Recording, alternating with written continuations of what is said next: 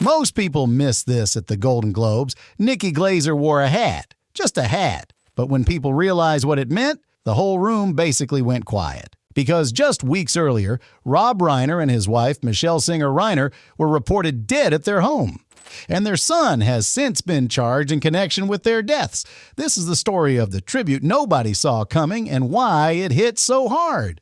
And quick question before we get into it. If you were watching live, would you have noticed it? Because if you blinked, you missed the entire tribute.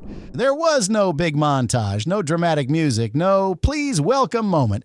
Just a baseball cap, a couple of lines, and a room full of people who immediately understood the message. So here's the setup. January 11th, 2026, Beverly Hilton. The Golden Globes are wrapping up. Big winners, big reactions, big celebrity energy. According to E! News, it's the kind of night where everything is supposed to feel shiny, loud, celebratory, like Hollywood giving itself a big gold star sticker. But under the surface, there's this heaviness people couldn't ignore because the question all night wasn't just who won. It was, are they going to acknowledge Rob Reiner?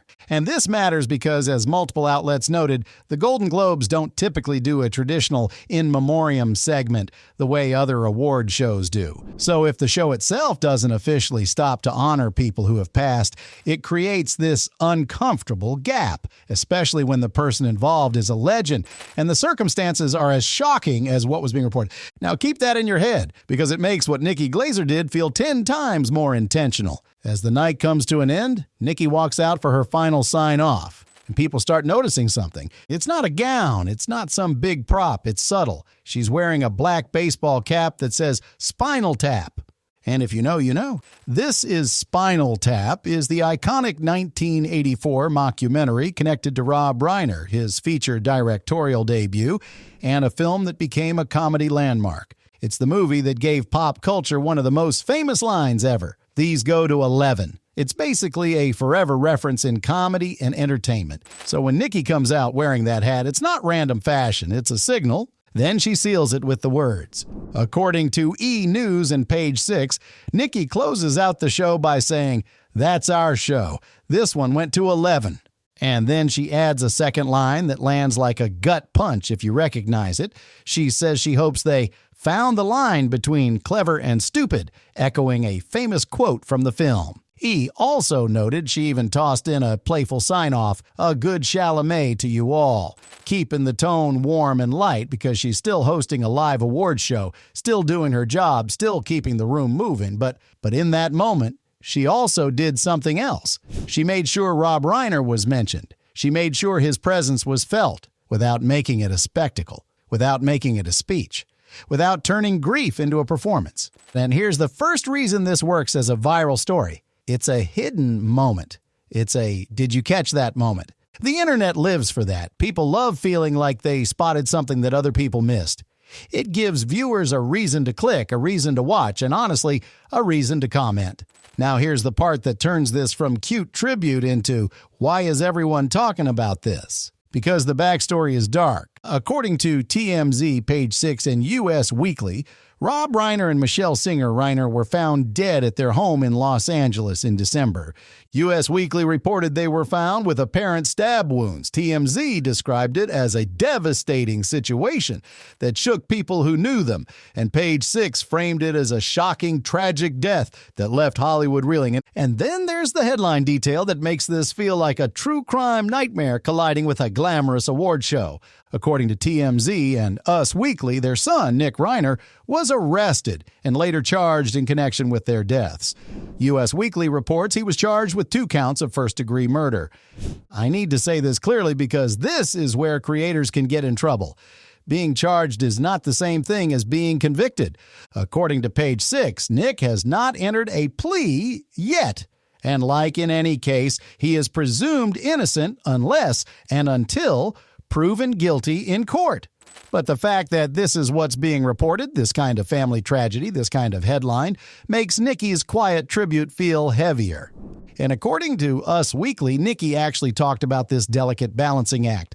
In the lead up to the show, she told USA Today she had something planned because the Globes don't do a formal in memoriam. She also acknowledged she didn't know Rob Reiner that well personally, and she didn't want to linger in a way that felt insincere or performative. That detail matters because it explains why the tribute was subtle. The hat was the point. The reference was the point. The respect was the point. It was basically Nikki saying, I'm not going to stand up here and make this about me. I'm going to let his work speak in the language he would have understood, comedy. Now let's talk about why Spinal Tap was the perfect choice, because it's not just a random famous title. It's literally the kind of comedy Rob Reiner helped define. He wasn't just a director who made hits. He made movies that people rewatch for decades. Stand By Me, When Harry Met Sally, The Princess Bride, A Few Good Men. He also acted most famously as Michael Stivic on All in the Family. Page 6 notes he was nominated for 9 Golden Globes during his career, including multiple Best Director nominations. So when Nikki chooses Spinal Tap, she's not picking the obvious tearjerker. She's picking the inside reference, the comedy handshake, the we know what this means moment. Another quick pattern interrupt.